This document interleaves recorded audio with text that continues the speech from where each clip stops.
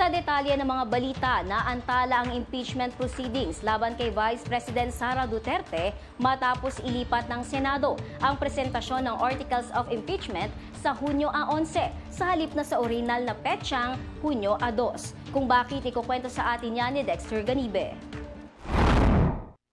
Hindi na matutuloy sa Lunes, June 2 ang presentasyon ng House Prosecution Panel ng Articles of Impeachment sa sesyon ng Senado. Sa halip ay isasagawa na ito sa June 11, alas 4 ng hapon, huling araw ng regular session ng 19th Congress.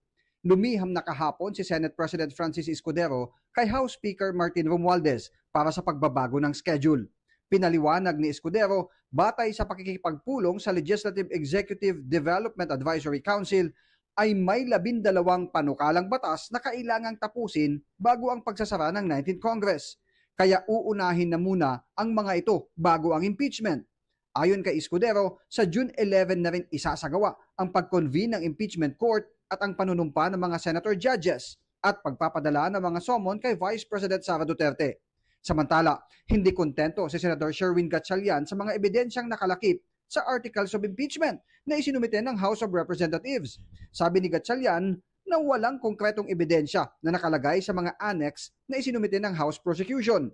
Kinailangan pa anyang mag-research sa mga isyong may kaugnayan sa Articles of Impeachment laban kay BP Sara bilang paghahanda bilang Senator Judge. Meron naman sa mga annex pero hindi siya comprehensive no? For example, yung mga COA reports, hindi kompleto yung binigay na COA reports, mga sample lang. Yung mga acknowledgement receipts, mga sample lang. So hindi siya comprehensive Yun ang gusto ko sana makita. But of course, antayin namin bago masubmit nila sa amin yan. Ako si Dexter Ganibe para sa Kwentong Politiko.